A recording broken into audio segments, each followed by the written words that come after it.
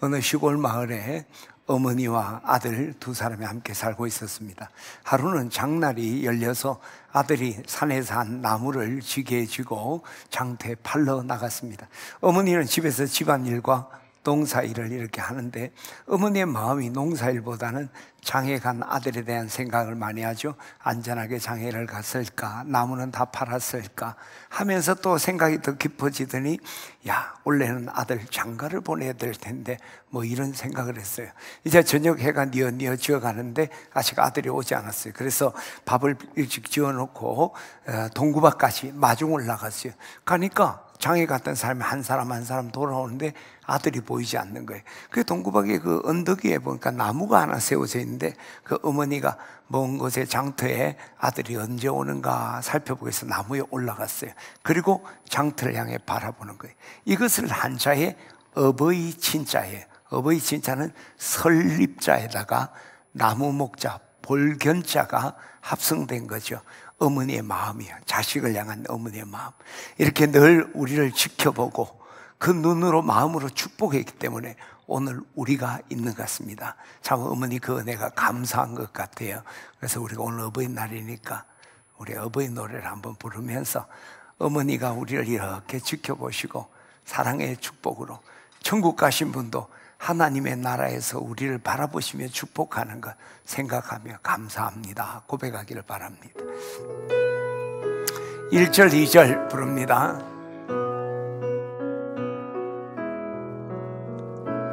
나 실제 괴로움 다 잊으시고 길제 밤낮으로에 쓰는 마음 진짜리 마른 자리 가라니시며 손발이 다닳도록 고생하시네. 하늘 아래 그 무엇이 널 따르요. 어머님의 희생은 가히 없어라. 어려서 안고 올려주시고 자라서 문 기대어 기다리는 말 알을 쌓아 그를 되사 자식 생각에 고우시던 이마 위에 주름이 가득 땅 위에 그 무엇이 높다리요. 어머님의 정성은 지극하여라. 늘 우리 어머니의 이 놀라운 사랑들 우리 가슴에서 잊지 않아야 될 것 같습니다. 이제 아들이 장에 가서 이제 나무를 다 팔고 고등어 몇 마리도 사고 어머니에게 드릴 화장품도 하나 사서 이제 집으로 돌아오는 거예요. 동구밭에 가니까 동구밭에서 어머니가 기다리는 걸 만나는 거예요. 그러니까 이 아들이 놀라면서 어머니 다리도 불편한데 어떻게 이까지 오셨습니까? 하면서 어머니 앞에서 낮은 자세를 하면서 어머니 지게 위에 타세요 하고 어머니를 지게 위에 앉히는 거예요. 그리고 집으로 모시고 가는데 그 형상을 또 한자에 표현하게 이게 효도할 효자예요. 아비 부자에 아들 자자죠, 그죠? 아버지를 아들이 업고 가는 모습. 부모의 은혜를 우리가 보답하는 것은 이건 자식의 도리다. 효라는 것은요, 특별한 사람이 하는 게 아니에요. 효 즉 백행지 근본이요, 효 즉 일륜지 근본이다 그랬어요. 그러니까 효라는 건 모든 행위의 근본이고 사람이 사람답게 사는 것의 출발점이 효다. 특별한 사람이 하는 게 아니에요. 이거는 당연히 사람답게 살려고 하려면 효를 행해야 돼. 더욱이 우리 그리스도인에게는 이게 인륜을 넘어서 천륜이라고 생각해요. 디모데전서 5장 4절에 보면 만일 어떤 가부에게 자녀나 손자가 있거든 집에 가서 저희로 집에서 효를 행하게 하여 부모에게 보답하는 걸 배우게 하라. 이것이 하나님 앞에 받으실 만한 것이다. 우리가 부모에게 효를 행하는 게 이것은 우리가 하나님 앞에 예배하는 것과 같다는 거죠. 예배하는 것 같다. 그래서 우리가 참 그리스도인이라면 우리 부모를 섬기는 것, 부모에게 효도를 하는 것을 우리가 결코 소홀히 하면 안 돼요. 우리 어머니가 지금 병원에 계셔서 면회를 하지 못해서 어버이날에 우리가 이제 전화 통화를 하고 마침 우리 아들도 있어서 전화로 나실제 괴로운 노래를 불렀어요. 나실제의 합창으로. 그래, 가히없어라 했는데 우리 아들이 옆에서 아멘, 자기도 모르게 아멘 하게. 그 내가 참 그냥 깨달으면서 부모님 은혜, 이건 아멘 하는 거 맞다. 그거는 우리가 성경도 부모님을 우리 하나님이 하나님 대신해서 우리를 돌보고 축복하라고 보내셨는데 이 부모님 감사는 마치 하나님께 신앙 고백하는 것 같아. 제가 큰 깨달음, 순간적으로 뭐 의도적으로 얘기해야 돼. 본능적으로 아멘, 리듬이 가히없어라 아멘, 그게 맞아요. 흐름이 그랬는데 내 마음에 큰 깨달음이 있어. 여러분, 우리가 신앙인이라면 우리가 보이는 형제, 부모에게 섬기지 못하는데 보이지 않는 하나님 섬긴다는 이것만큼 거짓말이 어디 있겠습니까? 우리가 이 부모 섬기면 천륜이라는 걸 기억해야 돼요. 그리고 효도는요, 대물림을 합니다. 효친, 효도를, 부모에게 효를 하면 자역 효지라, 자식이 어찌, 자식도 역시 부모에게 효를 행할 것이다. 그런데 신기부려면 우리 몸으로 부모에게 효를 행하지 않으면 자식이 어찌 효恩하리요, 어찌 효를 행하겠느냐. 우리가 부모에게 효를 행하지 않는데 자식이 어떻게 효를 내겠느냐. 종과 득과 종도 득도를 했잖아요. 오이 심은 데 오이 나고 콩 심은 데 콩 난다. 우리가 자식들에게, 부모에게 섬김을 보여주지 않는데 뭘 보고 우리에게 효를 행하겠으며, 또 하물며 더 나아가 우리가 불효했다면 자식들이 따라한다는 거죠. 저는 오늘 우리가 부모주의를 맞이해서 우리가 효도라는 게 특별한 일이 아니라 이거는 우리 인륜이, 이게 우리가 사람이 인륜지 근본이다 하는 걸 우리가 기억해야 돼요. 그리고 우리가 신앙생활의 첫 자리는 부모를 섬기는 것부터 시작되는 거예요. 노력을 해야지. 그렇죠? 너는 잘생기라고 잘 못하지. 그러나 노력은 해야지. 그리고 그것이 바로 이게 효의 부메랑이 된다, 깨닫기를 축원합니다. 그래서 제가 어버이 주일마다 효에 대해 말씀을 드리는데 오늘 또 한번 우리가 어떻게 효를 행해야 될까, 요셉을 통해 묵상하고자 합니다. 제가 요셉에 대한 이야기도 여러분에게 말씀 많이 들었어요. 오늘은 좀 실제적인 것, 요셉이 정말 그 야곱을 기쁘게 하는 효를 어떻게 행했는가, 오늘 우리가 실제적으로 한번 생각하고 또 우리 부모에게 효를 행하는 그런 기회가 되고 마음을 다짐하는 기회가 되기를 주의 이름으로 축원합니다.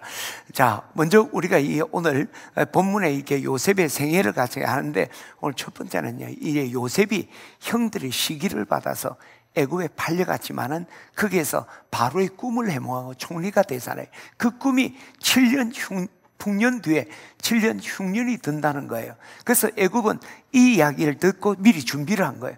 그래서 풍년 때 곡식을 잘 저장했다가 흉년 때 그것으로 이제 백성들도 구일도 하고 또 이렇게 풍요롭게 살았어요. 그러나 가나안은 이 흉년 때 이제 굶주리게 되는 거죠. 흉년이 드는 두 해쯤이 됐을 때 거기서 너무 굶주렸으니까 애굽에 곡식이 많다니까 그 야곱이 그의 아들들을 애굽으로 보낸 거예요. 그래서 거기에서 이제 요셉을 못 알아보고 신분을 속이는 가운데 또 식량을 사가고 뭐 여러 가지 우여곡절은 많죠. 제가 뭐 다 그것은 이야기할 수 없고, 두 번째 내려왔을 때 신분을 공개를 한 거죠, 형들에게. 그래서 정말 감격의 해후를 합니다.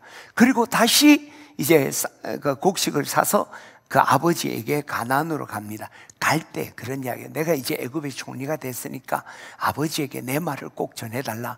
아버지에게 아버지와 그 아버지 아들들과 손자들과 소와 양과 그리고 재산들을 다 가져와서 고센 땅 내 곁에서 머무십시오. 내가 아버지를 남은 지금 흉년이 아직 5년 남은데 잘 봉양하겠습니다. 그런 이야기를 해요. 13절을 우리 같이 한번 읽어봅시다. 13절 시작.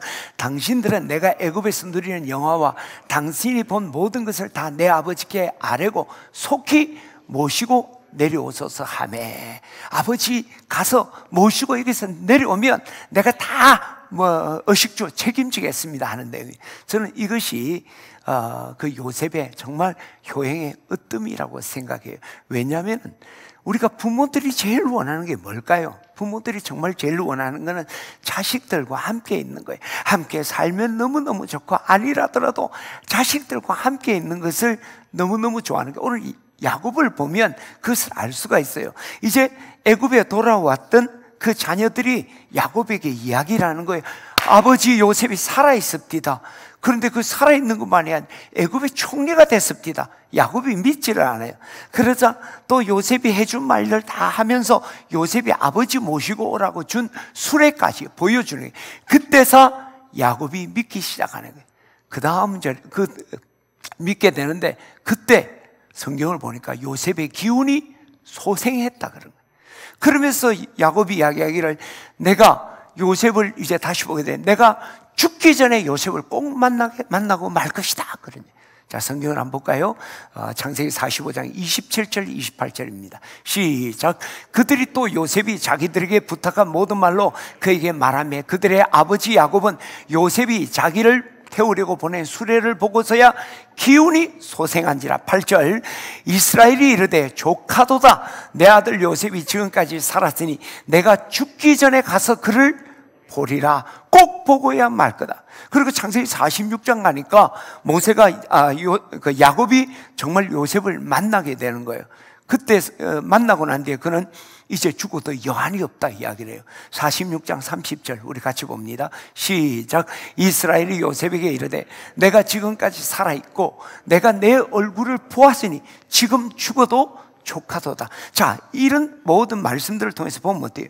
지금 야곱은 요셉을 너무너무 보고 싶은 거예요.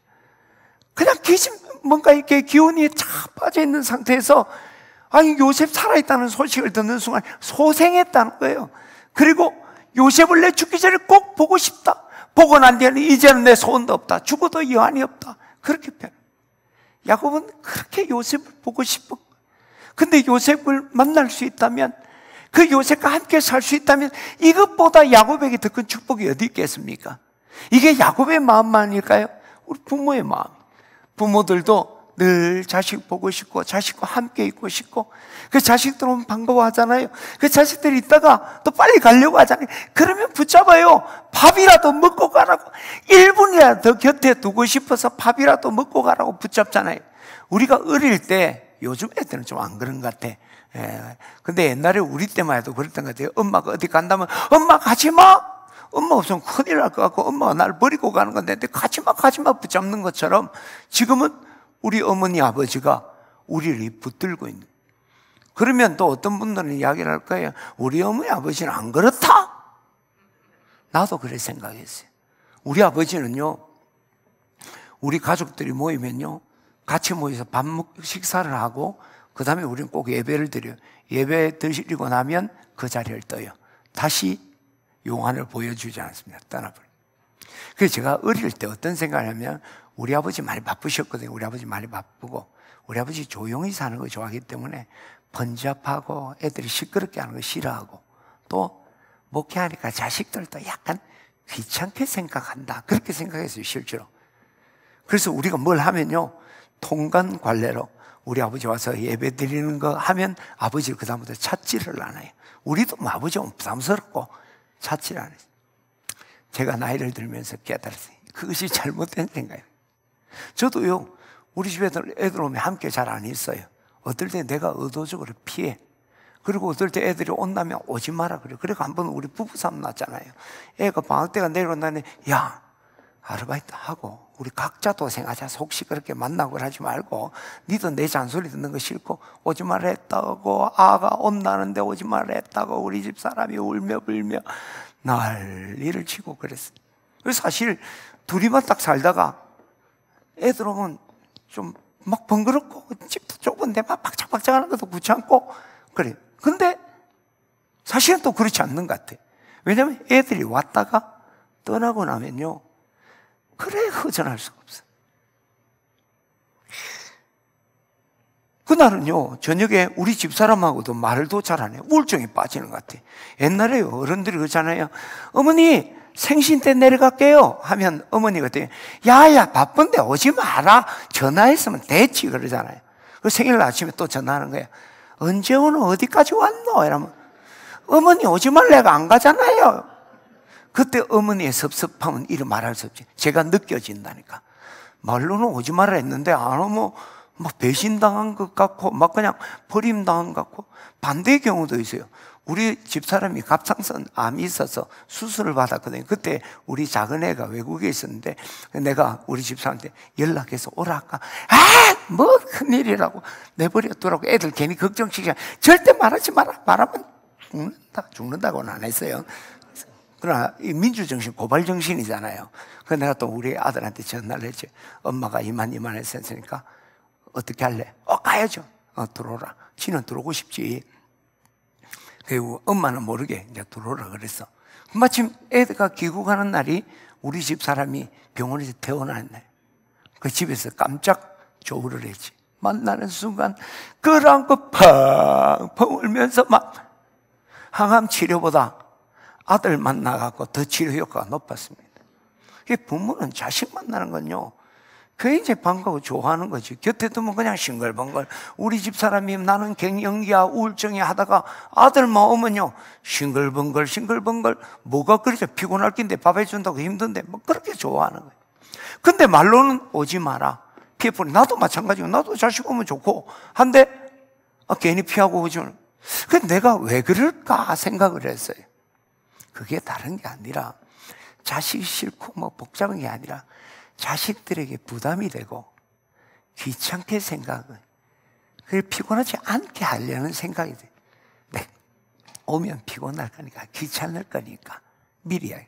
근데 더 큰 문제는 뭐냐면은 그 아이들이 싫어하는 것을 감은 잡죠. 근데 혹시 내가 그것이 정말 아이들이 싫어하는 것을 내가 느끼게 되면 상처받을 것 같아. 내가 거절당하는 아픔을 두려움이 딱 오는 거예요. 그래서 미연에 내가 쳐내는 거예요. 내가 그걸 다 생각해. 우리 아버지가 그랬구나. 우리 아버지 이북에서 홀로 다니시는 거예요. 사람을 굉장히 그리워하는 분이에요. 근데 자식들이 오면 같이 못 있는데 익숙하지 않을 뿐만 아니라 우리 아버지도 두려웠던 것 같아요. 우리를 생각하는 것도 있지만 애들에게 뭔가 아버지가 좀 불편하게 느껴지는 그런 느낌을 내가 받으면 아버지 더 상처받을 것 같아요. 지레 그냥 밀어내고 있습니다. 얼마나 괴로웠을까. 여러분, 배고플 때 고기 굽는 냄새 맡으면 기분이 어때요? 배도 고프잖아. 그렇잖아요. 네. 내 혼자 있는데 밖에서 웃는 소리 들려보세요. 나가고 싶은데 우리 아버지가 감옥에 갇혀 있는 거예요. 우리는 밖에서 막 그냥 웃고 막 하잖아요. 손주들 재롱하는데 할아버지는 건음하게 그 자리를 떠난 거야. 방에서 다 들릴 거 아니야. 사랑의 냄새가 들릴 거 아니야. 얼마나 이북에서도 홀로 다니시는데 집에서도 감옥에 갇힌 거야. 내가 깨달은 거야. 이게 그게 아니구나. 근데 깨달은 마음이니까 아버지 돌아가셨는데 우리 어머니는 지금 계세요. 근데 어머니 계셔도 소용없어요. 재활병원에 있으니까 코로나 때문에 면회가 안 됩니다. 보지를 못해요. 화상통화 한번 하고, 화상통화는 뭐 함부로 합니까? 간호사한테 어쨌든 비벼서 한번 전화통화하는 거예요. 거울로 봐요. 거울로. 말이 안 되는 거야. 그러면 여러분 이 자동문 옆에 보면 손 찡기지만 하고 비닐 완충해 놓은 거 있잖아요. 거기다 손을 꽂으면 약간 틈이 보여. 그러니까 말하고, 이게 뭐 남북 대화하는 것도 아니고. 여러분 잘 기억하십시오. 언젠가 더 이상 부모를 가까이 하고 싶어도 가까이 할 수 없을 때가 있습니다. 부모를 뵙고 싶어도 뵐 수 없을 때가 있어요. 가까이 할 수 있을 때 부모를 가까이 하고 늘 찾아뵙고 할 수 있어 모시고 살면 얼마나 좋아요. 할렐루야. 옛말에 품 안에 있는 게 내 자식이란 말이죠, 그죠? 내 자식이라더라도, 내가 낳은 자식이라도 내 품 안에 있지 않고 시집 장가가면 사촌이다, 그런 말이에요. 부모 자식 간의 관계가 품을 떠나면 사촌 된다. 이 부모의 정말 애절한 마음이겠죠.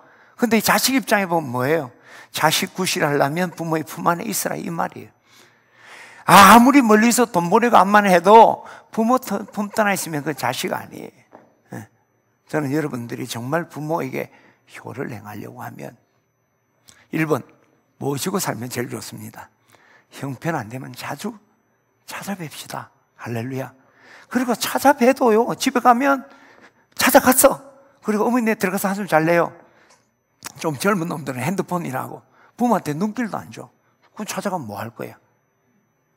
가까이 해줘. 그래서 이번 어버이 주일을 통해서 효 다른 복잡은 가지 말고 우리 부모님들 좀 오늘 찾아뵙세요. 오늘 우리 온 가족 예배 안 하잖아요. 그럼 뭐예요? 이럴 때 뭐 시간이 없어서 주일 성수 때문에 뭐 어머니 찾아뵙지 못했다, 뭐 서울 있고 이러면 안 되지만 가까이서 오늘 꼭 한번 찾아뵙는 우리 교우들 되기를 주의 이름으로 축원합니다. 더불어서 여러분 부모를 모시는 자녀들에게요, 형제들에게 고마움을 표시해야 돼요. 여러분 귀한 손님을 모시고 가면 뭐 횟집을 갔다 그러면 주인한테 이분 서울에서 왔는데 이 진해 회 드신다고 하는데 좀 잘 대접해 주십시오. 거기다 더 잘하려면 막 지갑에 돈을 내가 팁을 그냥 주면서 잘 부탁한다 그러잖아요.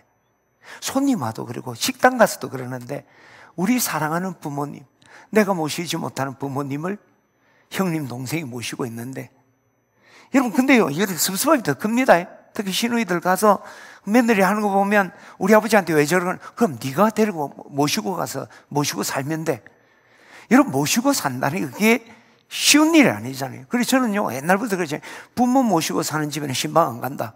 문제가 있어도 부모 모시는 부모 자녀 정도 되면 스스로 신앙 극복 다 된다.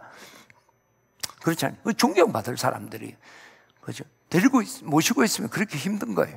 그래서 오늘 여러분 막 형님 동생 부모 모시고 있고 가까이 있으면 전화라도 한번 해서 수고 참 많다 감사하는 그런 우리 교우들 되시기를 주의 이름으로 축원합니다.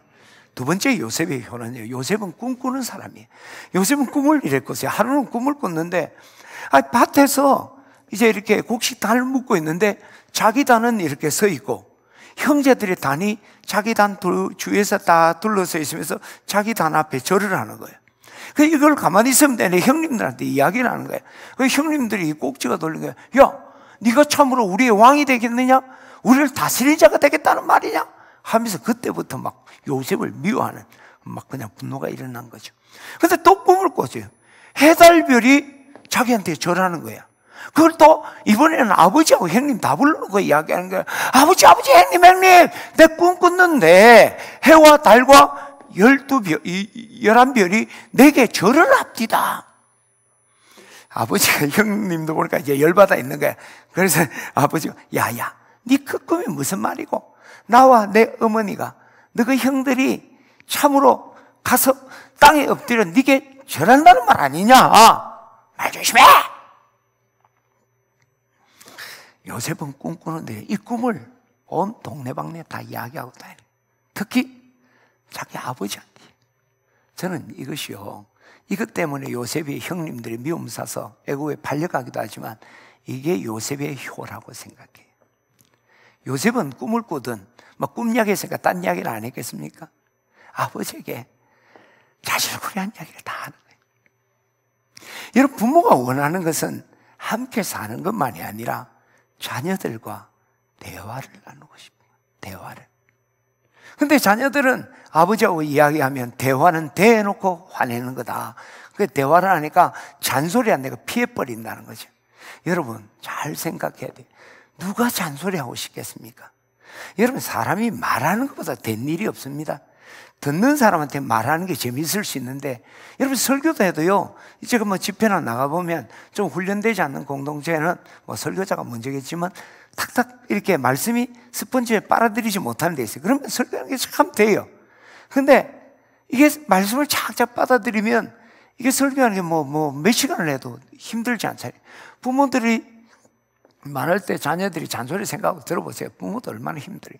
부모는 잔소리하고 싶은 게 아니라, 우리 하연아, 부모는 잔소리를 하고 싶은 게 아니라 궁금한 거예요. 어떻게 사는지, 무슨 생각을 하고 살아가는지, 앞으로 어떻게 할지가 궁금한 거예요. 여러분, 자녀들 유치원 가고 초등학교 가고 대학교 가면 궁금하잖아요, 부모가. 요즘은 입학식도 못하고 대학생활 시작했잖아요. 자가 대학교 가서 미팅을 해봤는지, 그 친구는 누구를 만데 교수는 누군지, 담당 교수는 누군지, 초등학교는 담임선생님이 누군지, 짝지는 여자인지 남자인지 얼마나 궁금해요. 제가 우리 큰아들을 유치원에 딱 보내고, 그때는 성교원이 제일 먼저 갔거든요. 성교원이니까 이제 교회들이잖아요. 너무 궁금한 거야. 근데 그 교회 목사님들 서로 아는데 거기 가서 보고 싶다 이라기는 또 좀 그렇잖아. 근데 너무 궁금해. 야가 정말 유치원 가서 어떻게 행동하는가 너무너무 궁금한 게, 우리 큰아들이 너무 뽀시락뽀시락해서 내가 식탁에다가 발 묶어 놨잖아요. 돈을 못하니. 그래서 이거 제대로 하는지, 제대로 앉아있긴 하는가. 그래서 제가 너무 궁금해서 몰래 싹 유치원 가서 창문으로 내가 본 적이 있어. 너무너무 궁금한 거예요. 근데 그 궁금한 것만이 아니라 사실은 걱정도 되죠. 좀 아이들이 크면 지금 우리 아이가 지금 성실하게 살아가고 있는지, 또 생각은 좀 깊이 있게 하고 행동을 하는지, 미래에 어떤 비전을 가지고 있는지 아마 걱정이 되는 거예요. 근데 자녀들은 말하지 않습니다. 그러니까 이게 부모가 너무너무 궁금하잖아요. 그러니까 말은 안 하니까, 그러니까 이제 묻는 거지. 너 요즘 어떻게 생활하니? 어떻게 하니? 뭐 한번 해봐라. 그러면 이 자녀들은 부담스러운 거야. 내가 또 확신이 뭐가 딱 있는, 대답할 거리가 있는 것도 아니고, 또 이것도 무슨 말을 하면 우리 아버지 꼰대가 또 잔소리를 시작할 것 같고, 그러니까 피해버려요. 그러면 부모는 어때요? 뭔가 이 아이에게 비전을 심어줘야 되겠다. 끝까지 추적해서 가서 이제 자기 생각을 이야기하는 거예요. 그것을 전문 용어로 잔소리다. 그러니까 애들은 잔소리. 부모는 잔소리하고 싶지 않아요. 아이들의 이야기를, 아이들에 대해서 알고 싶은 거야. 듣고 싶은 거야. 이야기하면 다 이해해주고 싶어. 그리고 격려해주고 싶어. 근데 말을 안 해. 그러니까 그렇죠. 처음에는 묻죠. 처음부터 이랬네 안 해. 어떻게 생각하니? 어떠냐 묻는데 그게 또 대답하라고 도망갈까? 여러분, 부모가 그게 힘든 거예요. 우리가 부모한테 아무 잘해보죠 보세요. 부모는 궁금해 죽겠는데, 그렇잖아요. 이게 어떻게 되는 건지, 뭐가 되는지. 어느 날 갑자기 좋은 선물을 하나 했어. 그러면 그 돈의 출처가 벌써 또 궁금하기 시작하는 거야. 너 어떻게 했냐? 아르바이트 했냐? 어떻게 했냐? 네 수준에 맞지 않는 선물을 했는데 왜 그래? 부모는 궁금한 투성이야. 그걸 말을 해주면 되는데 말을 해주지 않는다는 거죠. 저는 오늘 여러분들이 정말 부모님들에게 효도를 하려면 자잘한 이야기예요. 오늘 학교 갔다가 오늘 학교를 갔는데, 우리 처음 이렇게 갔는데 선생님은 어떻고, 이게 효도하는 거예요. 이야기하고, 특별히 나의 내일에 대해. 여러분 지금 애들 시험 공부 준비하고 미래 준비하는 애들 같은 경우는 사실은 나도 내 갈 길을 잘 모르는데 엄마가 자꾸 물으면 골치 아프지만 그래도 그걸 이야기해 주는 거야. 적극적으로, 좀 긍정적으로. 우리 어머니가 우리 큰형님을 너무나 좋아해요. 근데 우리 큰형님이요, 우리 어머님은 자질구레한 이야기를 많이 해요. 그리고 우리 큰형님이 허풍이세. 아주 허풍이 보통 생기 아니에요. 완전히 강대흥인데 그 흥자가 허풍 흥자예요. 내가 봐도 우리 어머니도 알아. 근데 우리 어머니는 너무 좋은 게야. 자식이 내가 인색한 소리 한 데가 우리 어머니가 어떻게 했나, 연세가 들어서. 근데 형님이 이야기하는 거는 뭐가 다 잘 되는 것 같아. 우리 형님은 대한민국 우리 형님이 들었다 놨다 하는 것 같고 그런 거야. 우리 어머니도 알면서 참 좋아하시네. 근데 우리 형님 먼저 떠나셨잖아요. 우리 어머니가 그랬었어요. 내가 이제 좀 허풍을 치고 막 그러니까 이제 우리 어머니가요, 이제 우리 형님 다음으로 나를 좋아해요. 예. 그래서 우리 형제들이 어머니가 나를 보는 눈빛이 다른 형제 보는 눈빛하고 다르다 그래요. 이건 진실이에요. 왜냐면 나도 우리 어머니한테 뭐 여러 가지 이야기하면서 이게 허풍이라는 게 좋게 이야기하면 긍정적인 말이잖아요. 미래에 대한 긍정적인 걸 좀 이렇게 나쁘게 하면 허풍이잖아요. 나도 부정적인 이야기 안 하거든. 잘 될 건다. 잘 되고 있다. 듣기 좋지. 어머니 마음이 평안하면 안다는 거예요. 오늘 저는 여러분들이 부모님과 대화를 많이 나누고 또 여러분 미래에 대한 지금 내 생각 그리고 미래 계획에 대해서 어머니에게 좀 긍정적으로 여러분 말씀드리고 또 어머니 말할 때 귀를 기울여. 우리 어머니는요 말씀하는 걸 너무 좋아하거든요. 그게 한 번은 차를 타고 가다가 내가 우리 집사람 옆에 타고 우리 어머니 뒤에 타셨는데 우리 어머니가 계속 이야기를 해서 내가 우리 집사람한테 엄마는 숨 안 쉬고 말한다. 우리 어머니 참 말씀하시는데 근데 그것도요 지금은 뭐 연세가 있고 몸이 좀 불편하니까 말을 잘 안 하세요. 그것도 마음이 너무너무 아파. 저는 여러분들이 부모님 말할 때 그래요 막 듣기 싫을 때도 있지. 귀를 기울여주고 네 하고 같이 이렇게 맞장구 쳐주는 거 이게 효도예요. 오늘 그런 효도가 여러분 가운데 있기를 축원합니다. 나래야 그렇게 해야 돼요.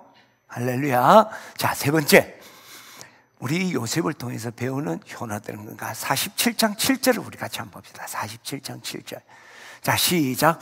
요셉이 자기 아버지 야곱을 인도하여 바로 앞에 서게 하니 야곱이 바로에게 축복한다. 지금 야곱과 그의 식솔들이 이 바로 애국 왕에게 신세지로 온 거예요. 의탁하러 왔단 말이에요. 얻어먹고 살려고 왔단 말이에요. 근데 야곱이 도리어 축복을 하더라. 이 상황을 보면 이 요셉이 그 바로 앞에서 아버지를 얼마나 자랑하고 높였는가를 우리가 볼 수 있는 거죠.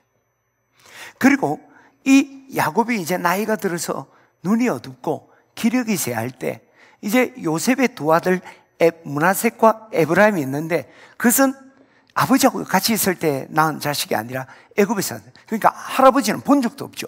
할아버지한테 인사시키러 데리고 가는 거예요. 그래서 할아버지에게 축복해달라는 거예요. 이것은요 이 요셉이 아버지를 바로 앞에 영광스럽게 하고 또 자식 앞에서 할아버지를 영광스럽게 이게 효혜예요. 자녀들아 주 안에서 내 부모에게 순종하라. 이것이 옳으니라. 내 아버지 어머니를 공경하라. 이것이 약속 있는 첫 계명이니 이로써 내가 잘되고 땅에서 장수하리. 이때 공경한다는 이거 제가 여러 번 이야기를 했습니다. 공경한다는 단어가 부모를 영광스럽게 한다 이 뜻이에요. 성경 한번 보여주시겠습니까? 에베소 6장 2절. 자, 영어 성경 내가 옆에 적어놨죠, 그죠? 내 아버지 어머니를 공경하라 할 때 아너이란 단어 있죠. 영광스럽게 내 아버지 어머니를 영광스럽게 하라. 여러분들이 정말 부모에게 효를 행하려면 우리가 다른 사람들 앞에 특히 내 자녀들 또 뭐 아직 결혼하지 않는 분들은 여러분 여자친구든 여러분 친구들 앞에 우리 부모님을 영광스럽게 자랑해야 돼요. 할렐루야. 그런데 이 아버지를 영광스럽게 하는 그 첫 자리는 내가 아버지에게 내가 먼저 아버지를 존경하는 마음을 가져. 내가 존경할 때 부모를 영광스럽게 할 수도 있고 하고 싶어지죠.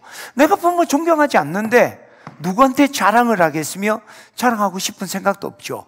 그리고 한다고 해도 그것은 형식이고 위선일 뿐이죠. 그렇잖아요. 정말 부모를 자랑한다는 것은 내가 존중하는 마음이 있으니까 영광스럽게 하는 거예요.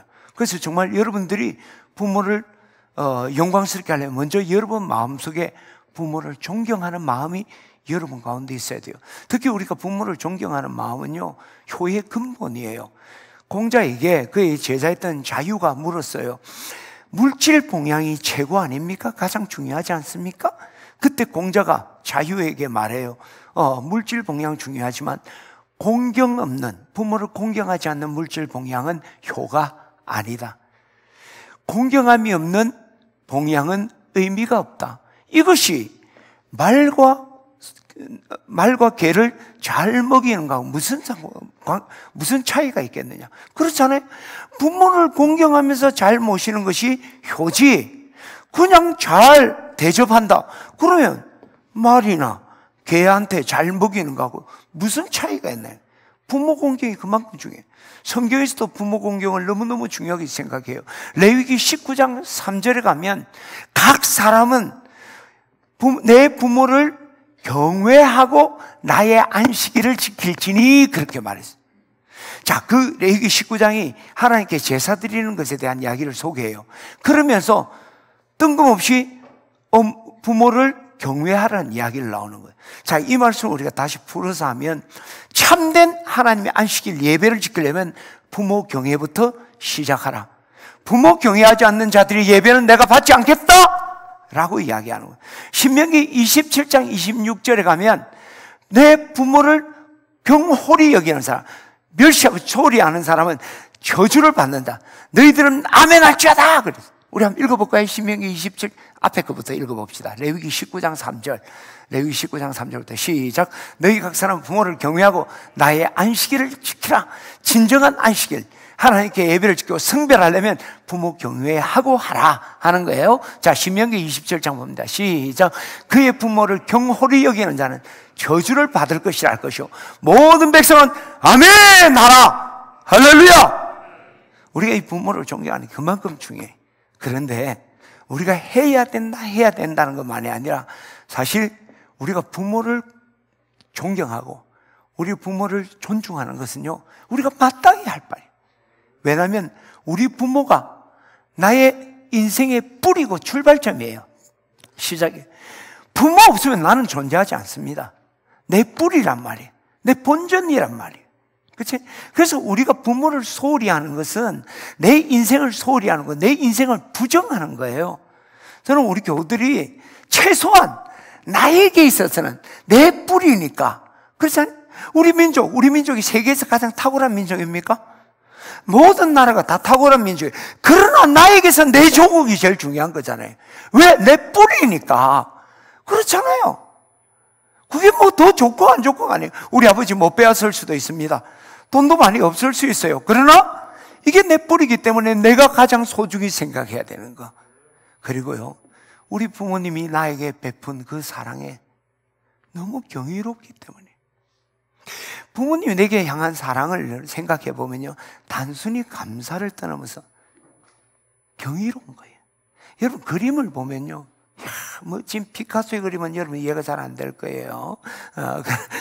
명화를 이렇게 보면 그 앞에 그 그림이 내 것도 아니고 그렇다고 내한테 누가 돈을 주는 것도 아니에요. 근데 멋진 음악을 듣고 멋진 그림을 보면 경이감을 느끼죠. 그때 어때요? 그 화가, 그 음악가에 대해 존경하는 마음이 생기잖아요. 그거예요. 여러분 부모의 사랑 정말 한번 생각해 보세요. 그 사랑은요, 정말 우리가 존경할 수밖에 없어요. 내가 그 사랑을 받고 안 받고 그걸 떠나서 그 사랑을 하시는 그분을 존경할 수밖에 없다. 분명한 사실은 우리 아버지 어머니가 내게 베푼 것보다 내가 우리 자식한테 베푸는 것이 못해요. 우리 자식이 그 자식한테 하는 것도 못해. 갈수록 이게 안 되는 거예요. 옛날 우리 부모님들은 복선 그렇지. 생각할 때 어떻게 그렇게 할 수 있을까? 그것 생각하면 존경하지 않을 수 없습니다. 또한 우리 아버지의, 우리 어머니의 그 지혜와 경륜도요, 생각해보면 대단해요. 어떤 분이 이런 이야기를 합니다. 내가 4살 때 우리 아버지 전능하다고 생각했다. 5살이 되었을 때는 우리 아버지가 전지하다고 생각했다. 8살 때 되었을 때는 우리 아버지가 모르는 것도 있다는 걸 알게 되었다. 12살이 되었을 때 우리 아버지 아무것도 모른다는 걸 생각했다. 14살이 되었을 때, 사춘기의 절정인 14살이 되었을 때 아버지는 신경 쓸 필요 없다, 무식하니까. 20살이 되었을 때 아버지는 정말 대책이 안 쓴다, 아직도 이상한 이야기를 한다. 그러나 35살이 되었을 때 아버지에게 물어야 되겠다 생각을 했다. 40이 되었을 때 아버지가 지금 이 순간이면 어떻게 하셨을까 묻고 싶은데 아버지가 계시지 않는구나. 50이 되었을 때 아버지는 정말로 훌륭했다. 나보다 더 훌륭한 인생을 사셨다고 생각했다. 여러분, 우리 부모님들 인생 뭐 많이 안 배우신 것 같아. 뭐 많이, 돈도 많이 못 번 것 같아. 가만 들여보면 정말 우리가 무릎 꿇을 수밖에 없는 지혜와 경륜이 있고 사랑이 있다. 존경하지 않을 수 없다. 저는 오늘 우리 어버이 주일날 여러분이 다른 어떤 것보다 정말 부모님을 존경하는, 존중히 여기는 그 마음이 여러분 가운데 있기를 축원합니다. 그러면 정말 부모를 존중히 여기는 사람의 삶의 모습은 어떤 것인가? 첫 자리는요, 부모에게 순종하는 거예요. 오늘 여러분, 야곱의 이야기를 다시 돌아올게요. 요셉이 이제 아버지를 만났잖아요. 그래서 자기 아들 므낫세와 에브라임을 아버지에게 축복해달라고 아버지에게 데리고 나오는 거예요. 아버지가 눈이 어둡고 기력이 없기 때문에 아버지 앞에 아이를 이렇게 냈는데, 아버지 우수에, 아버지 오른손 앞에 장자 므낫세가, 그리고 좌수에 왼쪽 손에 그 차자 에브라임이 앉도록 했어요. 왜냐하면 우리나라도 얼마 전까지만 해도 장남하고 차남은 차원이 다른 이야기예요. 장남은 아들이고 차남은 아들이 아닐 정도로. 그 장남에 대한 그런 게 굉장히, 유대 사회도 그래요. 요셉도 므낫세 장자에 대한 축복, 기대가 있었으니까 아버지가 우수로 오른손으로 장자를 축복해 주기로. 근데 그래서 아들을 데리고 왔는데 아버지가 눈도 잘 안 보이는데 기도하는데 손을 크로스로 하는 거예요. 우수를 에브라임에게, 좌수를 므낫세에게 하는 거예요. 그러니까 요셉이 아버지 아닙니다. 요게 큰 놈이고요, 이게 작은 놈입니다. 야곱이 내가 한다. 근데 축복. 요셉은 그렇게 축복하는 거 원치 않았어요. 그런데 아버지가 하는 그대로 순종합니다. 아버지를 존중했기 때문에 존중. 여러분 정말 존중하고 존경하면 순종합니다. 말 안 들으면서 존경한다, 순종한다, 그건 다 거짓말이에요. 진짜 존중하게 되면 순종하게 되죠. 그래서 성경에 뭐랍니까? 자녀들아, 내 부모를, 주 안에서 내 부모에게 순종하라. 이것이 옳으니라. 2절에 가면 내 아버지 어머니를 공경하라. 효라는 것을 순종 1절 2절 병행구절이거든요. 순종하라고 표현했고 2절에서는 공경하라는 거예요. 부모를 공경하는 것은 순종하는 것이다. 이것이 첫째 되는 계명이고, 이로써 네가 잘되고 땅에서 장수하리라. 할렐루야. 어떤 아이가 부모 주일했어요. 교회에서 에베소 6장 1절 2절을 배워서 암송을 해서, 그 이제 엄마 아빠 앞에 왔어. 아빠, 어버이 주일인데 내가 암송해 볼게. 내 아버지와 어머니를 공격하라. 야야야, 그게 공격이 아니고 공경이다 이러니까. 그러니까 애가 물었어요. 아빠, 그러면 공격하고 공경의 차이가 뭐야? 이때 아빠가 참 지혜로운 아빠야. 아빠가 공경하는 것은 부모의 말을 그대로 받아들이고 순종하는 걸 공경한다고 그래. 공격은 부모의 말을 받아들이지 않고 대드는 것을 공격이라고 한다. 아, 진짜 잘 설명했잖아요. 그러니까 이 애가 아빠를 가만 보더니, 그러면 아빠는 왜 할머니에게 공경 안 하고 공격해? 공경한다는 것은 부모에게 순종한다는 것이죠. 성경은 끊임없이 내 부모를 청종하라, 순종하라 거듭거듭 강조합니다. 저는 오늘 우리 부모님들이 다 옳은 건 아니에요. 틀린 말 할 때도 있습니다. 그러나 먼저 순종하는 자세로부터 시작되는 거예요. 할렐루야. 이게 부모를 존중하는 태도. 저는 우리 자녀들이 그런 태도를 갖기를 축원합니다. 두 번째 존중하는 태도는요, 우리가 부모를 존중하는 몸가짐을 해야 돼. 마음의 생각이 행동을 바꿉니다. 그런데요, 우리 몸가짐이 생각을 바꾸기도 한다는 거죠. 자, 요셉 야곱 이야기 다시 한번 가봅시다. 자, 에브라임 므낫세를 축복을 했습니다. 그런데 원치 않은데 순종을 했어요. 존중하기 때문에. 근데 그렇게 할 수 있었던 힘이 된 게 있어요. 48장 10절을 우리 같이 한번 봅시다.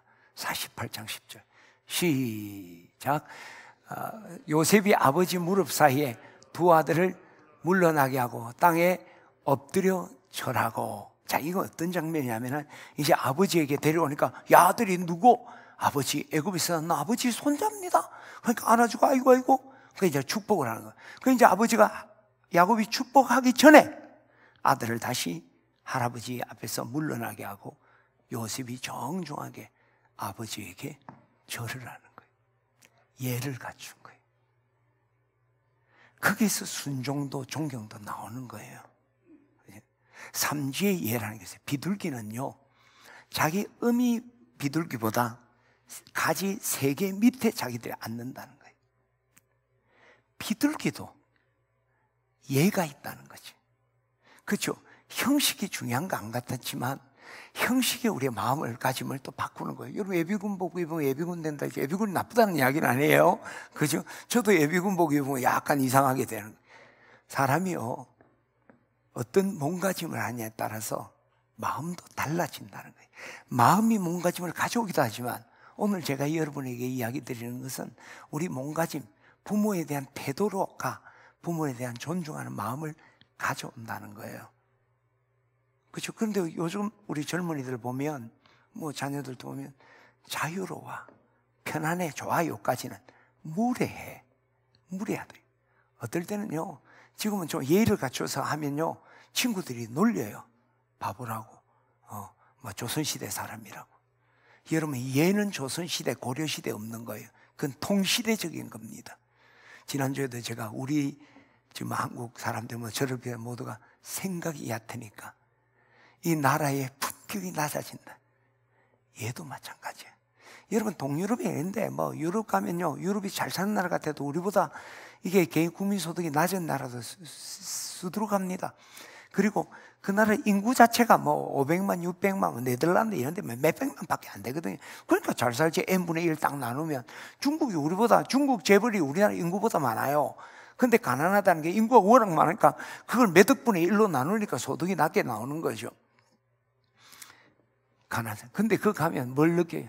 미국 사람은 유럽에 열등감이 있습니다. 뭐 내 이야기가 100% 맞는 건 아닌데, 그죠? 우리는 한국 사람들 막 미국이라면 좀 기가 죽는데 유럽에 왜냐면 그게 문화의 깊이가 있는 거예요. 미국은 역사가 짧잖아요, 그죠? 그게 뭐가 있어요? 예의 범절, 에티켓 이런 게 있는 거예요. 우리는 빨리 급속적으로 성장했는데 여러분, 건축물 하나도 풍미가 있는 건 없잖아요. 우리 그냥 편하게 짓고 막 그냥 때려 부수고 콘크리트 바르고. 예술적인 작품이 어디 있어요? 외국에는 1000년을 짓는다 그래요. 1500년을 짓고 뭐 잘한 것만은 아닙니다만 우리 인격도 예절에서 나오는 겁니다. 저는 그 옛날에 그 전에 할아버지 수염 당기다 뭐 할아버지 귀샤대기 때린다, 이게 다 우리가 완전히 그냥 우리 그렇게 가르쳐 버린 거예요. 그러니까 지금 이게 뭐 그냥, 여러분 요즘은 어른들은 적폐요, 적폐. 우리나라에서는. 그러니까 이게 뭐예요? 그죠? 부모의 경륜. 부모가 못 배웠을 수도 있어. 부모의 판단이 막 너무 보수적이서 답답할 수도 있어. 근데 그 인생이 엉어리지고 온 것을 응축된 거예요. 응축된 거. 근데 우리가 뭘 안다고? 그죠? 막. 근데 우리가 그것을요, 그 마음가짐 보면요, 어때요? 젊은 사람들이 이렇게 자리에 앉아있다가 어른들 들으면 왔습니까? 그래도 응거추춤이라도 하니까 왔습니까? 할렐루야? 그래서 친근감이 더 좋은데, 그지? 수경아, 네가 내한테 할렐루야 이럴 군보이가 아니잖아, 그지? 그 우리는 그게 억수로 하는, 그 우리 미국 사람 아니잖아. 그래서 우리는 먼저 안녕하세요, 할렐루야 이래야지. 그죠? 애들이 벌어져 할렐루야. 친근감 있고. 손주들도 보세요. 아이고, 나도 이제 손주 봐야 되는데 그럴까 싶어가 내가 걱정이 팍 되는데, 예를 갖추는 거하고 자유롭고 이게 풍요로운 건 다른 이야기입니다. 저는 오늘 우리부터 우리 부모에게 가르치려고 함부로 합니다. 여러분 부모 나이 좀 들었다고 뭐 저도 그래요. 뭐. 근데 우리가 친밀함과 부모 앞에 갖춰야 될 예. 오늘은 여러분 부모님 찾아가면요, 요셉처럼 헌절하면 하세요. 우리 먼 길 가고 오면요, 집에 할아버지 할머니 있으면 엄마 아빠 만나기 전에 할아버지한테 가서 먼저 헌절 드리고 그렇잖아요. 제가 남의 집 가도, 내가 이 나이가 들어서 남의 집 가도 어른이 있으면 내가 그 어른 만나러 온 건 아니지만 어른한테 정중 인사를 드리고, 그 집에 어른이잖아요. 거기서 존중함이 있는 거예요. 저는 오늘 우리 교우들이 이런 품이 있고 또 부모를 존중하는 몸가짐을 갖기를 바랍니다. 저는 이 어버이날 오늘 우리가 실제적으로 우리가 소홀히 할 수 있는 것, 여러분의 부탁을 드립니다. 부모님 자주 찾아뵙시다. 할렐루야. 아멘 좀 합시다. 할렐루야. 내가 우리 부모님이 떠나신 분도 많잖아요. 그럼 어르신이라 했잖아요. 하다못해 우리 옆집에 통로에 어르신이 있잖아요. 그게 다 우리 부모잖아요. 우리 한민족이라며. 그치? 족보 다 따지고 나가면 다 사돈 팔촌이니까 다 우리 집안이에요. 그치? 어르신들한테 정말 우리가 자주 찾아뵙고 안부 묻고, 그리고 부모님에게 자질구레한 이야기 같지만 이야기 잘 안 하지. 연희 잘 이야기하나? 가서 막 이야기, 아빠, 엄마 이야기. 그거 효도입니다. 맞죠? 아닌가 보네, 저 집안은. 그거예요. 그리고 내 생각이 어설프고 내 생각이 좀 부담스러워도 부모에게 자꾸 이야기를 하고 또 귀를 기울이고, 이게 효도하는 거예요. 그리고 부모님에게 순종하려는 자세, 그리고 무엇보다 부모님에게 몸가짐도 존중을, 친밀하게 엄마 아빠하고 씨름도 하고 네스링도 하고 뭐 권투도 할 수 있어요. 그러나 지켜야 될 선은 지키는 거예요. 여기에 부모를 존경하고 공경함이 있습니다. 우리 온교들이 이번 어버이 주일을 통해서 이런 마음과 몸가짐의 변화가 있기를 주의 이름으로 축원합니다.